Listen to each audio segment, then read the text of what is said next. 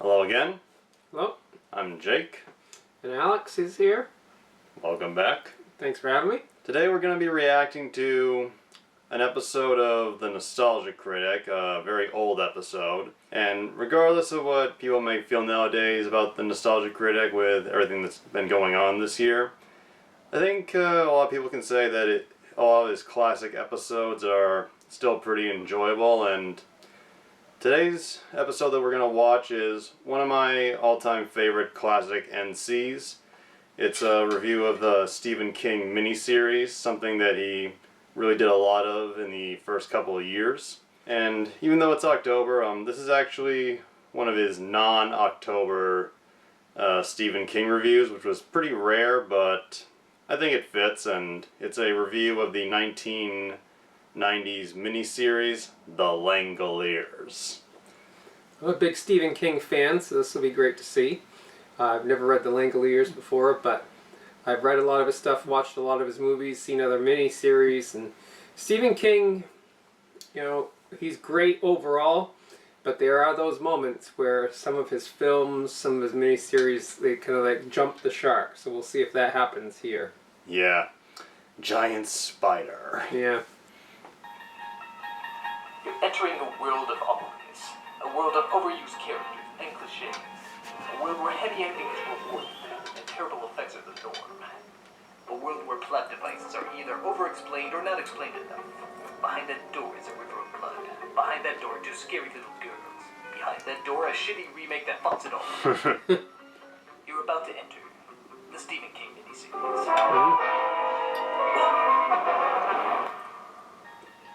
Okay, before you guys go nuts, I want to emphasize I don't hate Stephen King. He's a very talented writer and has written some very good stories. But that doesn't mean I have to like everything he's done. And on top of that, that doesn't mean that the movies and miniseries based on his books are that great either. Yeah. Case in point, I like Dreamcatcher.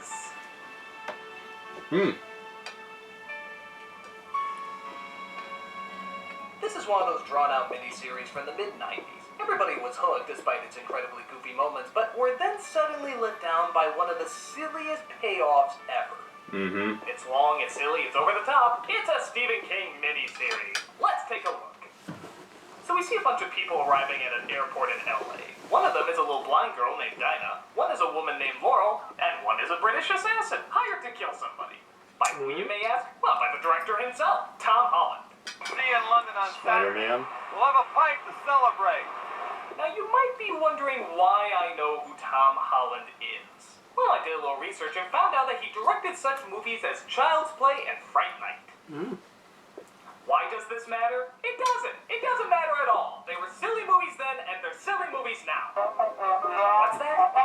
Why am I bringing it up then? Well, I guess I'm wondering why his name takes up 2/3 of the credits. I mean, holy shit, his name is huge. You got all these other people, who cares? Tom Holland!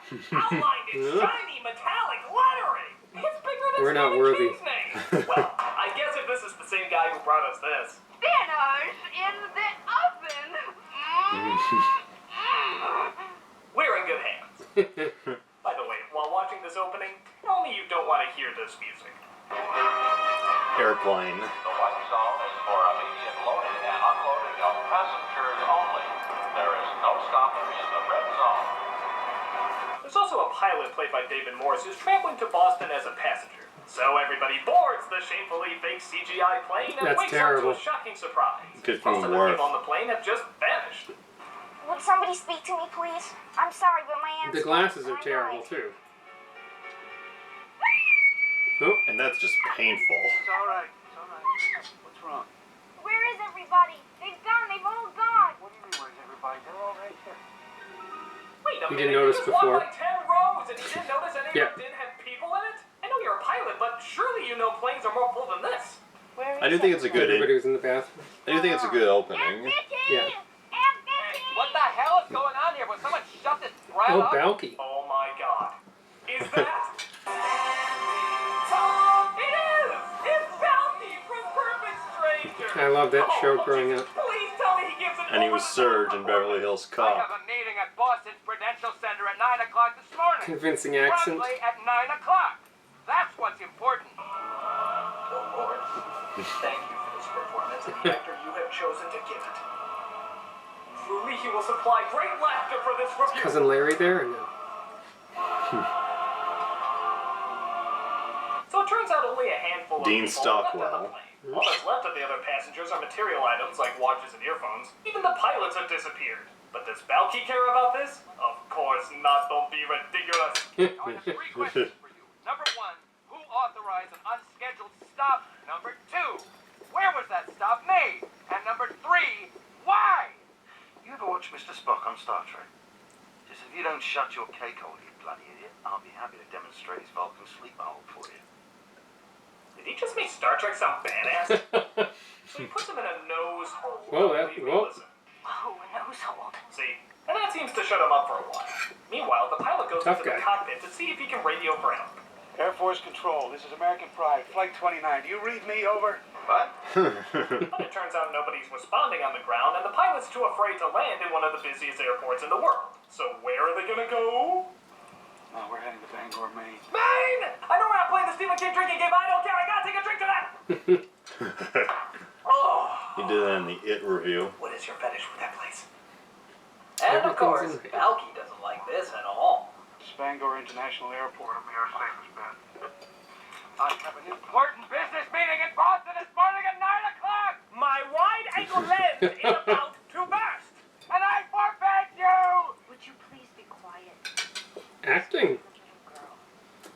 Scaring the little girl! Scaring the little girl!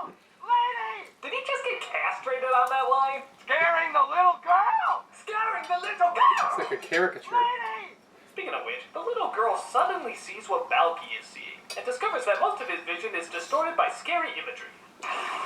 Whoop. Random. I cannot be serious.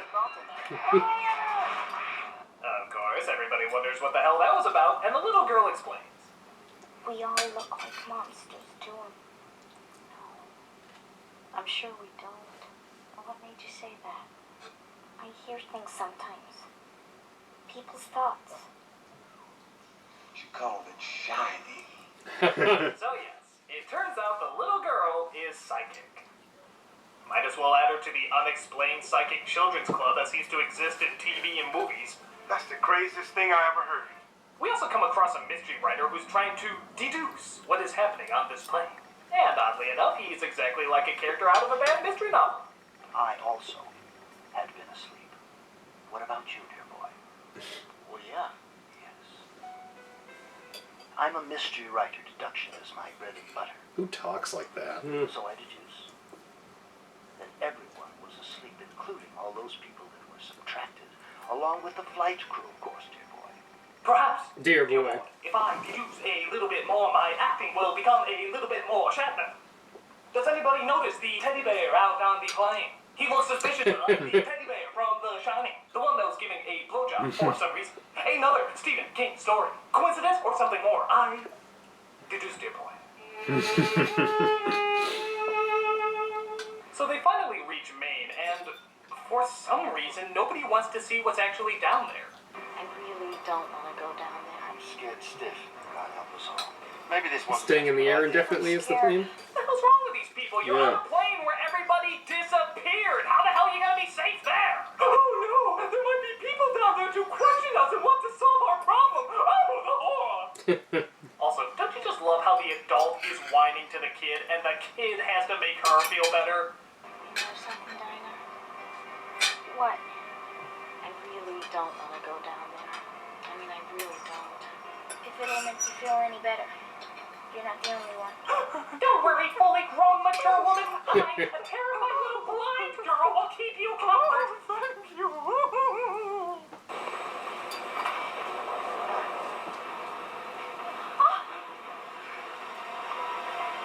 Hey now! Oh. Looks like somebody's getting a smooth landing over here.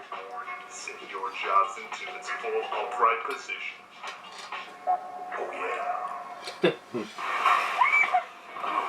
Please, I don't want to die. I just don't want to die. And I don't want to say that line anymore, so we're just gonna go with that take. Is he opening his Of course, mail? they land just Did you fine. see- And as is typical of Maine, it's He's weird, ripping it creepy, up. and totally filled with things that Stephen King is afraid of. Could you hand me a It napkin? smells wrong. Really Thanks. badly wrong. We have to investigate. We don't have any choice. Why? Why do we have to? You know, she's right. We should go back on the plane and wait to die. There's nothing to smell and nothing to hear. Oh, this is getting dull. Where's another wide-angle shot of Balky? There we go. You realize I can turn you in for this. Mr. Toomey, are you aware of what has happened to us? There are no excuses. Mr. Toomey? Just tell me. Oh, hey! An obnoxious flashback and a crazy parrot. That's 2 Stephen King cliches in one. I don't want the hangover. Apparently, Pussy. Balky has a flashback to when his father was angry because he got an A- in class. An A-? I got a trip to Chuck E. Cheese when that happened. For lazy bones who lie down on the job, Craig. The Langoliers get them? They will eat you alive! Alive and screaming! That's not a Well, parenting at least now we manual. know where he gets his handy acting from. You understand that the economic fate of nations may hinge on this meeting? Right now, I don't have the time. Time! What the hell do you know about time? Ask me about Oh, time! jeez. Ask me! Okay, I give him 2 more seconds before he fully transforms into a cartoon character. We all know it's coming. You can't hold it back. Ask me about time! Ask me!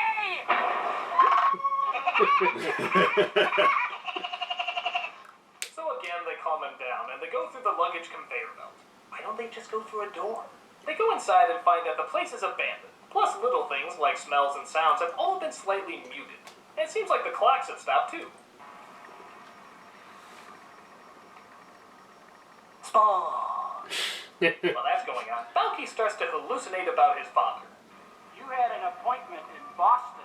No, it wasn't my fault. I was kidnapped. There are no excuses! Oh. And they play the most common game in a Stephen King miniseries. Who can overact with their mouth open to wax? Well, I am going to explode, Father, and I don't give a damn. You know what I did? Oh, not bad. 7 centimeters. Balky's dad's gonna have to really overact in order Neck to be that veins. size. Love is not part of the big picture. Wow! An astonishing 12 centimeters! You can drive the Oscar Mayer Could truck have an through that hole. aneurysm. Congratulations, sir! You're the biggest overactor in this movie. I say that call for the dance of joy.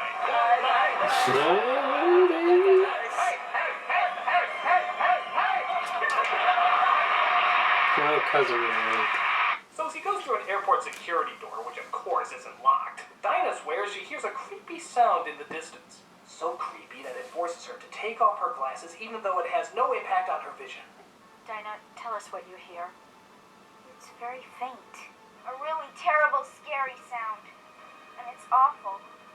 A little like Rice Krispies after you pour in the milk. Horrifying. What was that incredibly scary comparison? A little like Rice Krispies after you pour in the milk. Alright, Run let for us the search out hills. for these guys. But be cautious, they are part of a complete breakfast. But I know it's closer than it was. Because something's coming. There's something making that horrible cereal noise. Did this movie really just coin the phrase horrible cereal noise? This is a phrase that needs to exist? It's coming! Don't you understand? It's coming! And if we haven't gone by the time it gets here, we're all going to die. We're all gonna die a snappy, crackling poppy death!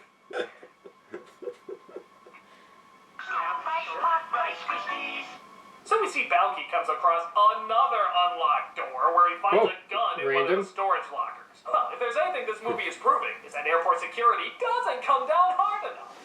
Well, it was pre 9/11.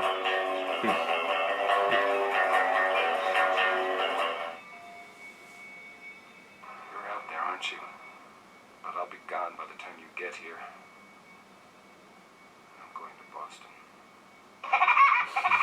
There's none of that stuff here.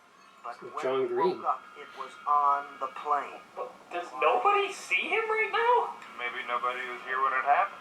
No, that's nonsense. Seriously, nobody sees him right now. You're looking right at it. Watch out, I hear someone! No. I feel him much better than you idiots can see him right in front of your fucking faces. What is it? So Billy from Power Rangers attacks and gets shot. But luckily, bullets seem to have no effect in this world. So they get some rope and tie up the doofus before he acts any crazier. I think it might be wise to take a few precautions, don't you? Oh! Do you have to be so rough? I mean, He if just you're tried to trying shoot you. kill somebody, that doesn't call for Yeah. rough. So this is all very riveting, but I think it's time for another Shatner performance. You'll be amazed by I this. found a fallacy in our thinking, and it is this. We all assumed as we began to grasp the dimensions of this event. God, I swear his pauses were written into the screenplay. And he I swear hasn't to said God. anything I mean, yet. Let's count them. Let's count how many pauses are in this few seconds. I think I found a fallacy in our thinking, and it is this. We all assumed as we began to grasp the dimensions of this event that something had happened to the rest of the world. But the evidence doesn't bear that assumption out. What has happened to us. 9 pauses. That could have been one 9 sentence. pauses. Can somebody just tell this Yeah. idiot to get to the point? Please, Mr. Jenkins, can we get to the point? Every now and then, a hole appears in the stream of time. Not a time warp, but a time rip. So he suggests that it might be a time rip that the plane flew into, but that it doesn't work like how those time travel movies say it works. That one can't appear in the Texas State School Book Depository on November 22nd, 1963, and hope to stop the Kennedy assassination. Another Stephen No, King that would book. be a friggin' awesome story. Yeah. This is the plan. So if you could actually follow any of that, they have to find some fuel and escape fast, or else And they'll vanish with the rest of time. Dinah, for whatever reason, decides she wants to find out more about these Langoliers that Balky was talking about. Tell me more about them. My father used to say that the Langoliers were little creatures that lived in closets. Like elves. No! Don't be ridiculous. He said that all they really were was hair and teeth and fast little legs. Robin Williams? Oh. Catch up with all Too the soon. bad little boys, no matter how quickly they skip. Stop it. You're scaring her. Yeah, you're scaring the little girl. Scaring the little girl! So everybody realizes that they can't burn the fuel for the plane because fire doesn't work in this world. But generic McDork here believes that he might have the solution to our problem. I have the solution to our problem. They Nice get to the read. plane and bring the food and beer that used to have no flavor. But it turns out in the plane, it does. Which means time works okay inside, and therefore the fuel will work as well. However, while everybody's looking at that, Balky escapes and gets himself a knife.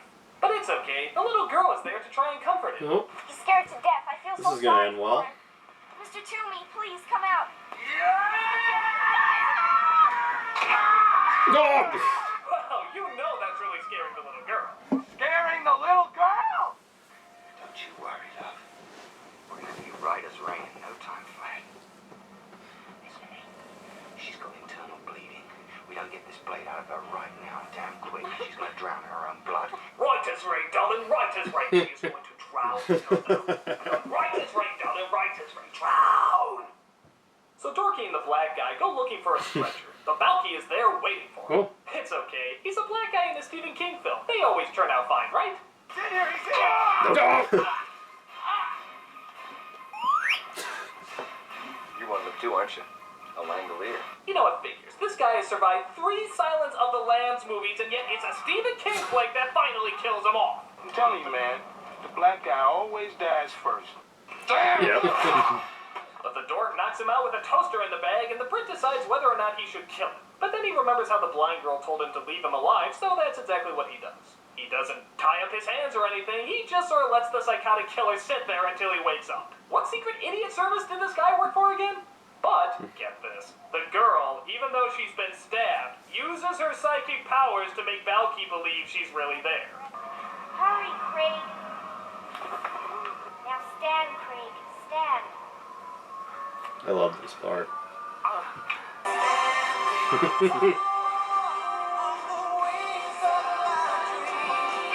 How do you get blood all Just over? to get fuel to the plane and You got everyone hit in gets the on head board, with the girl toaster. creates Oh, that's right. image again with her psychic powers and makes Balky believe that he's at the meeting he was trying to reach. You know, if she's so good at this shit, how come she didn't predict when she was gonna get stabbed? I like this part. Hey, no, no, no, no, Never mind him right now. We're all out of time. So he makes it to the meeting and finds that Stephen King is there to give his blessing to this shitstorm of a miniseries. Tell us how much money you made for us. I didn't make any money for you. I didn't make any money for you. I lost money for you. And I did it deliberately. I did it deliberately. I did it deliberately. Actually, I think this is how the meeting went with Tom Holland and Stephen King after this movie was released. But that crackling noise is getting louder, and we finally figure out what's been getting closer and closer all this time. Here it is. Let's get ready for it. Let's go! Whoa! I'm scared. Yep, this is what we've been building to all this time, people. Some of the worst CGI you'll ever see in your entire life. Yep. What are you screaming at? They're just overcooked meatballs. A lot of this effect. Whoa! Oh god, these are making the spider from It look real. That's how bad it is, people. Oh, jeez. Come on, just add in the other Pac-Man characters and the goofiness will be... It's terrible. Fucking awful. I'll be good if it doesn't say that.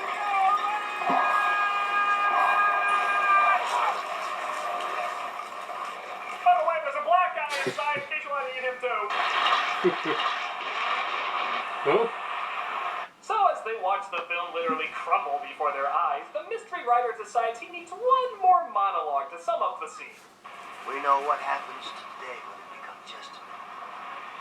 Waits for them, the timekeepers of eternity, always following behind, cleaning up the mess in the most efficient way possible. By eating it. Well, yeah, Very I guess you efficient. can't argue there. It really is the most efficient way possible. Sending giant elephant turds with chainsaw teeth to eat up every half second of time. Boy, God must have been really fucking baked when he came up with that idea. And thus, when all time passes, you will see giant ape testicles that eat up the world like a tuna sandwich. Sorry, could you repeat that? Write it down! So as time is eaten up by killer Whoa. ski balls, the plane tries to retrace its tracks and make it back to the time rip. What does a most secret classification mean when you just sing a bunch of killer cannonballs rolling up the world? Well, gee, when you put it like that, it sounds incredibly fucking stupid. We see that Dinah finally dies on the plane. I guess a stab in the lungs takes longer than a stab in the back to take effect. And they finally reach what they've been looking for. Ladies and gentlemen, we have found what we were looking for. It appears to be a sky Gina. Okay, here's my question. Were the pilots who were originally flying this plane taking a look at that thing and saying, yeah, we want to go through that? Let's go right there. Seriously, Yeah. why would they aim for this thing? Wouldn't they consider the safety of the passengers first? Hey Frank, look at that. Is that a Sky Gina? Yeah, that's a sky Gina. Isn't that awesome? Totally awesome. It's so awesome. You dare me to go through it? No, dare to go Dare me to go through it? I'll go through it, man. I'll go through it. Okay, I'm going through it. It's gonna be awesome. Oh, this is the best idea I ever had. But the mystery writer points out that they were all asleep when they went through it the first time, and so they all have to be asleep to get through it again. So they decide to put the pressure up to knock everybody out, but there's still another problem. One of us will have to stay awake to turn the pressure up just before we fly through the rip. So one of us will have to die. No, not it. Not it. And the real where this guy decides to sacrifice his life, I guess he's knocked off so many other people, it only seems fair. So everybody gets knocked out and he flies the plane through the rip.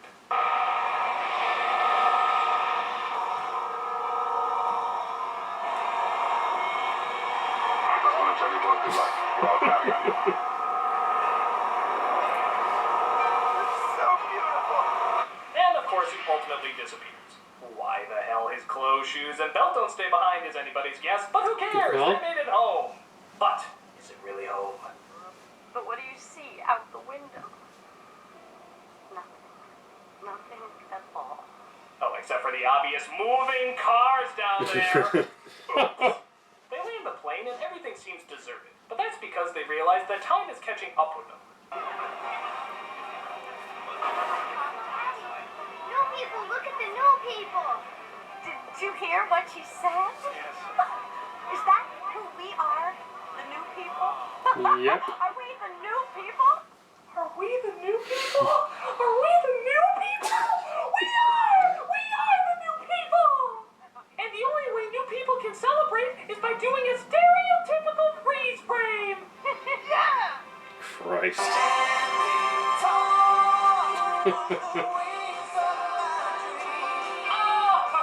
Oh, God. Happy ending.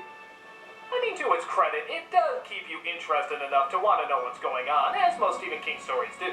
Some of the actors are pretty good too, but there's just so many goofy performances, nonsensical logic, bad effects, and just the stupidest letdown climax that it's hard to fully take it seriously. I mean, are you really telling me that giant mutant mudballs are eating all of the past? Let's find out. What are you doing here? I'm sending you 45 minutes in the past to see if your theory's correct. Well, do we have to? Yes, hurry! All right, keep your beard on. Hey, this is your beer too.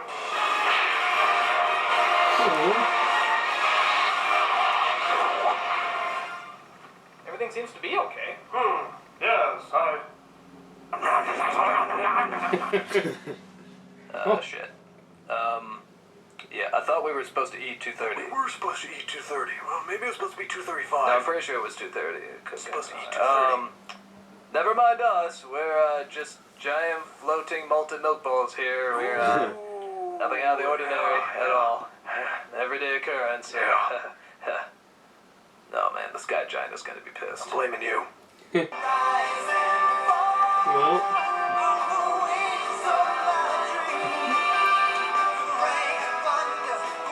Pretty fun song. yes. Help make the show. This was in the era where the songs, the intersongs, the sitcoms were actually a thing. So now they don't really have developed songs. Well, they do, and then they rush it down to 30 seconds. Yes. Scaring the little girl! Lady! And there's this weird ending bit. Hey, you guys, since you've been so nice and waited after the credits, we have a special little thing for you. Now, That Guy with the Glasses Volume 2 DVD is coming out. It has all sorts of good stuff. It has a new Ask That Guy, a new bum review of Scott Pilgrim vs. the World, a new How to Be a Pirate, and two Nostalgia Critics, two new ones. Yes, that's right. It has a review of a video game, but you have to get it in order to see what video game it is. And it also has a review of Reefer Man is a classic film. It's Marijuana danger comedy from the 30s. Well, I think it's serious, but people see it as a comedy. Order it now, that's right. Pre-orders start March 16th, and we'll ship them out March 27th. That's right, you get to see them before anyone else can see them. It's unbelievable. Now, when the DVD actually does come out, we'll have a commercial, we'll let you know, but this is for the people that actually wait until the end credits, because you're so wonderful. You're so wonderful. I love you so much. So go. There's a link under there and you can get it. Go. Or you don't have to. Yes, you do. Go now! Not the best DVD promo, No. but the review. This is, as I said before, this is one of my top 5 nostalgia critics, whether they be old or new. He had a lot of material to work with, which I think helped out the review. Had the link to the 80s sitcom Perfect Strangers. That was nice.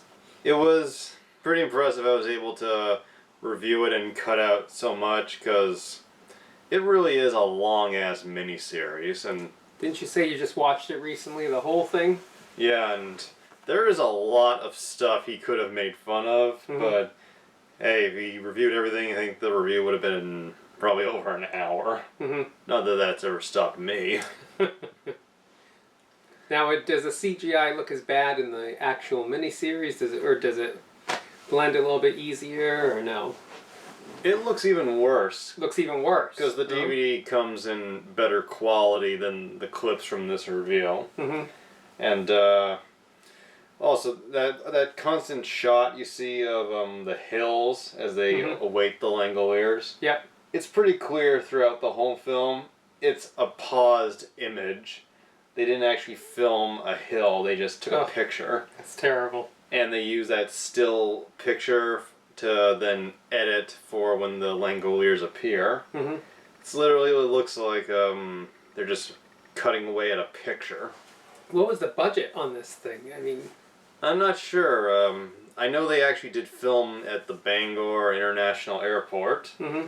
And the scenes inside the airplane sets do look very convincing, but it's just the scenes where the airplane's flying that they use like the awful CGI effects. Mm-hmm.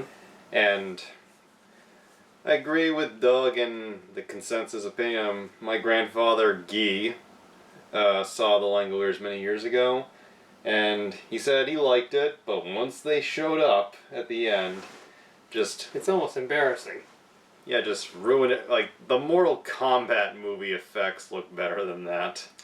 I mean, the original Mortal Kombat Nintendo game looks better than that. And I like the comedy here. He had a lot of good jokes, especially with the Bronson Pinchot's character, Mr. Mm-hmm. Toomey, a.k.a. Balky. Yeah, terrible overacting, but comic relief in a strange way. When you see the movie on its own, I actually thought that Bronson Pinchot, he actually wasn't that bad in the movie. Mm. It's only when the writing got bad that he started to get a little... excessively dramatic. Yeah. Mm. Like, his first couple of scenes I thought actually were pretty good, where he comes off like an insane person. Mm. And, yeah. But the histrionic screaming, just the looks, it's just not convincing overall. I lost money for you, and I did it deliberately! And Stephen King didn't even look good in that scene, but... Has he ever looked good? Yeah. And, here's a funny thing, the director of the Langoliers, Tom Holland... Mm-hmm. I don't You mean think... Tom Holland? Yeah, I don't think he's worked that much in recent years. Mm-hmm. But what makes that funny is the kid who plays Spider-Man in the new Spider-Man movies, Mm-hmm.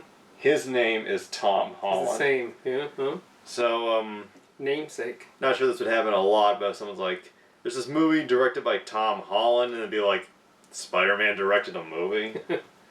Dumb joke, but it could happen. I just can't get past the Langoliers, I'm sorry. It looks like a cover from an 80s band. Yeah. Cover art. They just look fucking dreadful, and believe it or not, after they appear, them going back on the plane, going back to their time, after the Langoliers, there's still 30 minutes of that movie left. And what do they fill the time with? Talking on the plane. It's just the longest resolution ever. And when they finally arrive, we get that weird, almost whimsical ending. Mm-hmm. To which I'm like, did you just forget about everything you went through with everybody disappearing, the empty airport? The girl dying. Yeah, the girl dying, the crazy guy, the black guy, all dead. All dead. And now you're just, woo. Yeah, just, what the fuck? I Although, think people would be a little bit more somber since it just happened yeah. a very short time ago. Although I will give this film credit for having the guts to kill a little kid in such a violent way. You don't see it enough. I'll let that just sit there for a bit. And Doug's joke about the black guy of the group, played by Frankie Faison, getting killed, saying, "This guy survived 3 Silence of the Lambs movies." Mm-hmm. Actually, and this is just me being a movie geek, Frankie Faison was actually in 4 Hannibal Lecter movies. Oh, was he in Hannibal? Yeah, he was in Silence, Hannibal, and Red Dragon as Lecter's nurse, Barney. Mm-hmm. But there was a movie made before Silence of the Lambs called Manhunter. Oh, I haven't seen that one. Which also had Hannibal Lecter, but was played by Brian Cox. Frankie Faison had a very small role as a cop in that movie. So he survived 4. Yeah. And then he gets killed here. Yeah. Just, pretty dumb movie. Like there are a few good moments, but overall an uneven, colossal mess with a bad ending. Mm-hmm. And I thought this was just about as perfect of a review of the Langoliers as you could get. Consistently funny and never boring. And this review is, let's see here, 7 years old now. Oh. I think the campiness of the review probably is even better than the movie. Just the Balky Bartakamoose references. The campiest thing, last thing I'll say by far in the Langoliers, is Dean Stockwell as the mystery writer. Oh, yes. Tell me more. So yeah, guess you like the review?